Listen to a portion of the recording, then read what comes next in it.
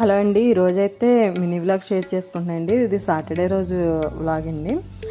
ఆ రోజైతే అన్నవరం గుడికి అయితే వెళ్ళామండి, సత్యనారాయణ స్వామి గుడికి. అమ్మ, నేను, మా వారు, హనిక అయితే వెళ్ళామండి. అదే అమ్మ వాళ్ళ ఊరు వెళ్ళాం కదండి పండగకి. పండగ అయితే గురువారం జరిగిందండి. మేమైతే సాటర్డే వెళ్ళాము. వెళ్ళేసరికి మార్నింగ్ 9 అయితే అయిపోయిందండి. ఖాళీ ఉండదు అనుకున్నాం మేము దర్శనానికి అయితే. లక్కీగా ఆ రోజైతే దర్శనం తొందరగా అయిపోయిందండి. అంటే ముందు రోజు అక్కడ వరలక్ష్మి వ్రతాలు అయితే జరిగినాయండి గుళ్ళోని.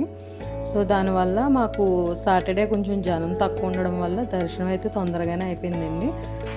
దర్శనం చేసుకొని ఇంకా గుళ్ళోంచి బయటకు వచ్చేటప్పుడు లెఫ్ట్ సైడ్లో అయితే ఈ సండైలు ఉందండి. ఇంకా అక్కడికి వెళ్ళి దాని పక్కనే గోశాల అయితే ఉందండి, అక్కడికి కూడా వెళ్ళామండి హనికని తీసుకొని. అయితే అక్కడ ఆవులకైతే ఫుడ్ పెడుతున్నారండి. అక్కడ పక్కన చిన్న స్టాల్లా ఉంది, మనం అయితే మనీ పే చేసి తీసుకోవాలండి. అది నాకైతే 30 రూపీస్ పడిందండి ఈచ్. అంటే ఒక కప్లో దానా 30 రూపీస్ అండి. గడ్డి కూడా ఇస్తున్నారండి, గడ్డి కావాలంటే గడ్డి కొనుక్కోవచ్చు, లేదా దానా కావాలంటే దానా అండి.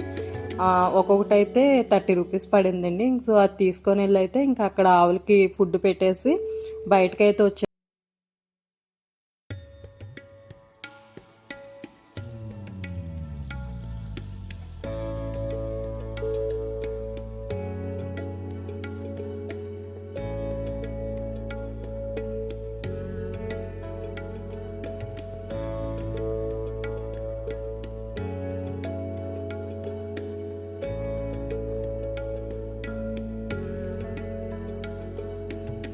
వచ్చిన తర్వాత గుడికి రైట్ సైడ్లో అయితే అక్కడ అది ప్రసాదాల కౌంటర్ ఉంటుంది కదండి, ఆ పక్కనే రాములవారి గుడి అయితే ఉందండి.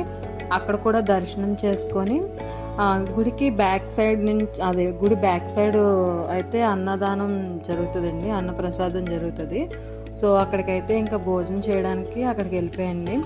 అక్కడ అంటే అన్నప్రసాదం అయితే మార్నింగ్ 10:30కే స్టార్ట్ అవుతుందండి. 10:30 నుంచి 2:30 వరకు అయితే ఉంటుంది. సో ఎవరైనా అక్కడికి వెళ్ళిన వాళ్ళు అయితే కొంచెం యూజ్ అవుతుందని చెప్పేసి చెప్తున్నాయండి ఈ వీడియోలో అయితే. అక్కడ ఫుడ్ అయితే చాలా బాగుంటుందండి, మనం ఎంత తింటే అంత వాళ్ళైతే మనకు పెడతారు.